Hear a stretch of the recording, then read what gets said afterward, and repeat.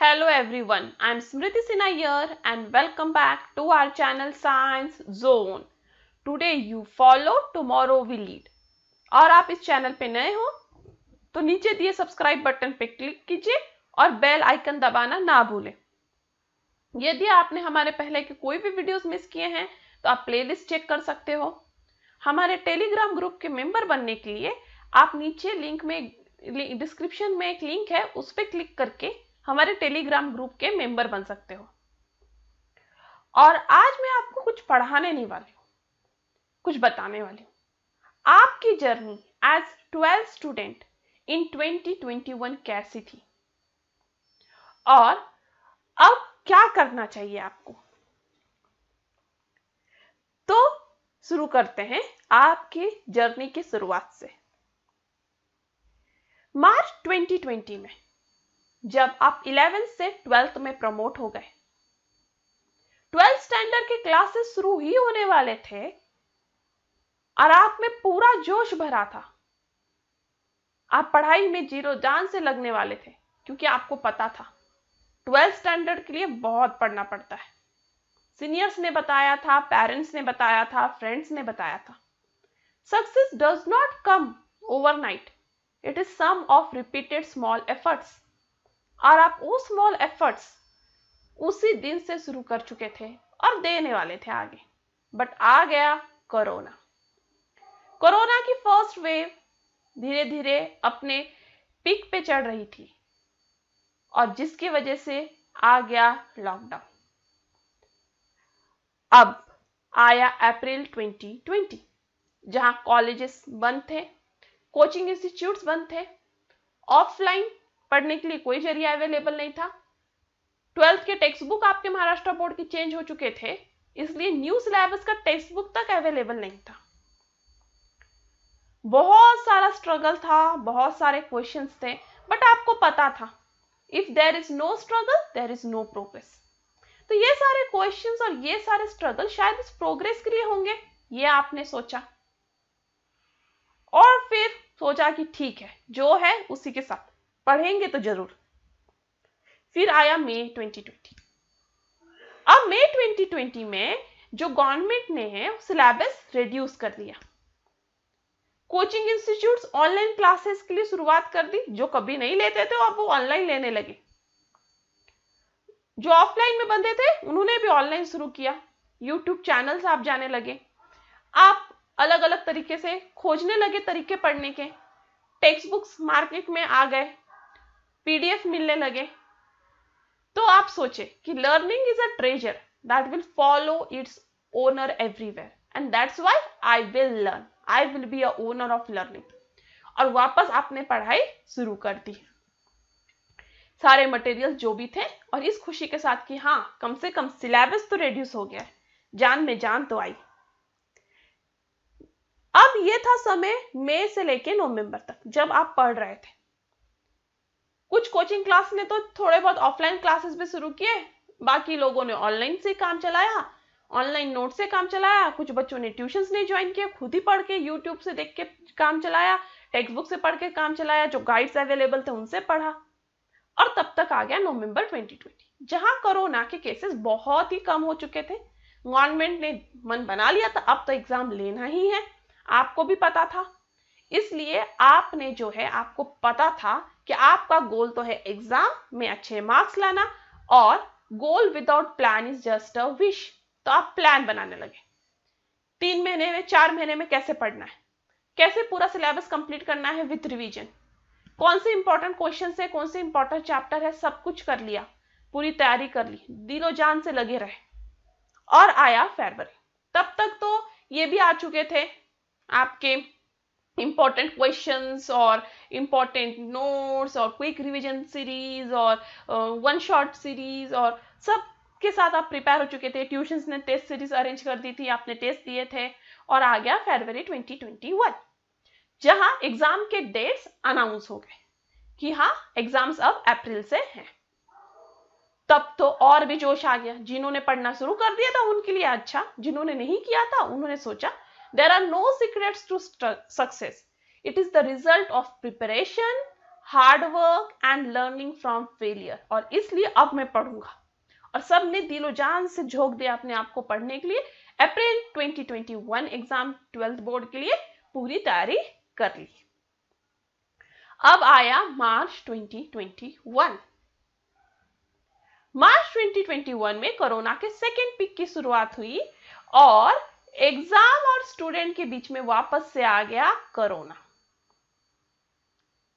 वापस बहुत सारे क्वेश्चंस। अब ये अप्रैल वाला एग्जाम होगा कि नहीं, उसके लिए जो है प्रोटेस्ट शुरू होने लगे। ट्विटर पे कैंपेन चला, फेसबुक पे कैंपेन चला, इन जनरल लोगों में, पेरेंट्स में, टीचर्स में, कॉलेजेस में, यूनिवर्सिटीज में कैंपेन चलने लगे, नो एग्जाम, कैंसिल एग्जाम। और उसके बाद अप्रैल 2021 में जब एग्जाम होने वाले थे, उस समय खुशखबरी आई कि यस, एग्जाम इज पोस्टपोन्ड। तो कुछ बच्चे खुश हो गए, कुछ बच्चे दुखी। वो खुश हो गए जिन्होंने पढ़ा नहीं था, या एग्जाम के लिए प्रिपेयर नहीं थे, या देना नहीं था, या एग्जाम से डर लगता था। और वो दुखी जो पढ़ चुके थे कि कब तक यही पढ़ते रहे, कब तक इसी में अटके रहे, कब ये खत्म होगा। फिर मई 2021 एग्जाम तो पोस्टपोन्डेड कह दिया है, कोरोना के केसेस धीरे धीरे कम हो ही जाएंगे, तो अब एग्जाम होगा कि नहीं, होगा कि नहीं, ये क्वेश्चन वापस दुविधा में। वापस प्रोटेस्ट शुरू हुए, cancel exam, cancel exam, cancel exam. ये मई 2021 था, जहां सब लोग थे और बच्चों का भी कहना सही था, पेरेंट्स का कहना सही था, स्कूल, ट्यूशन, टीचर सबका कहना सही था कि एग्जाम कैंसिल करो क्योंकि कोरोना अपने एकदम पीक पे है, इतने सारे जो है केसेस हो रहे हैं, सेकेंड वेव इतना डेंजर है, तो यस।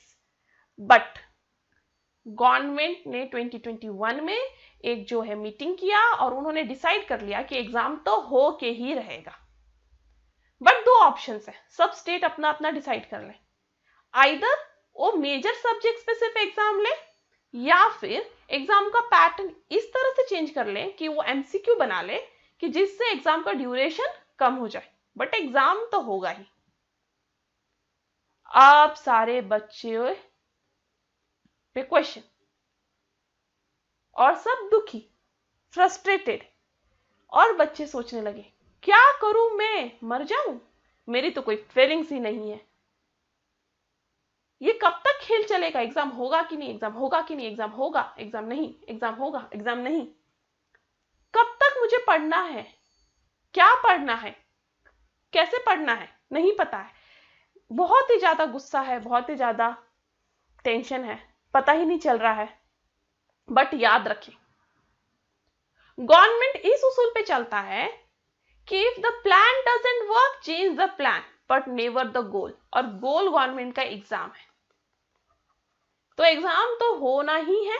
वो सिर्फ गवर्नमेंट क्या करेगा, प्लान चेंज करते रहेगा, बट एग्जाम तो होना ही है। वो कैसे हो, एमसीक्यू से हो, या मेजर सब्जेक्ट्स का हो, या ऑनलाइन हो, ऑफलाइन हो, जो हो, एग्जाम तो होने ही है। इसलिए you do not give up, आप हार ना माने। एग्जाम हो, कुछ परसेंट है कि एग्जाम नहीं भी हो, बट तो भी आप हार ना माने। आपको पढ़ते रहना है, आपको जो है रिवीजन करते रहना है, और पेशेंस भी रखना है, क्योंकि patience is not the ability to wait but how you act while you are waiting.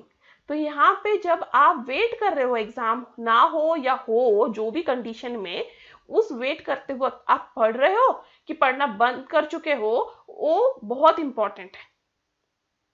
क्योंकि यदि एग्जाम हुआ और आपने पहले 1 साल से पढ़ रहे थे, या 6 महीने से पढ़ रहे थे, या 2 महीने से पढ़ रहे थे, और अब आपने पढ़ना बंद कर दिया है, तो आपने जो है वो सब, जो भी जितनी भी मेहनत पहले की थी, वो सब पे पानी फेर दिया है, क्योंकि अब आप सब भूल जाओगे एग्जाम आने तक। और एग्जाम यदि हुआ तो एक दिन पहले आपको लगेगा काश मैंने रिवाइज किया होता।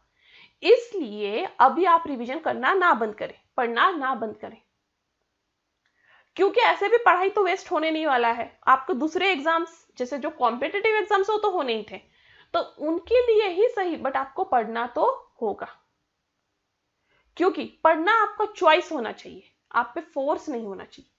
The capacity to learn is a gift, the ability to learn is a skill, the willingness to learn is a choice, and you have choose to study, and that's why you have to study. You can't give up. So keep studying, keep revising things. Don't give up.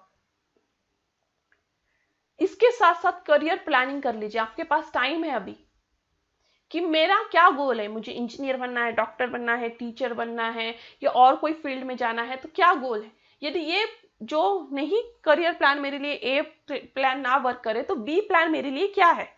सब पे अभी से planning कर लीजिए, choices कर लीजिए, चीजें बना लीजिए, पेरेंट्स से बात कीजिए, फ्रेंड्स से बात कीजिए, रिलेटिव से बात कीजिए, जिस पे आप ट्रस्ट करते हो उन सबसे बात कीजिए. कोई आपके जैसे आपको लगता है हाँ ये सक्सेसफुल, उस पर्सन से बात कीजिए, उससे डिस्कस कीजिए कि उसने क्या किया था.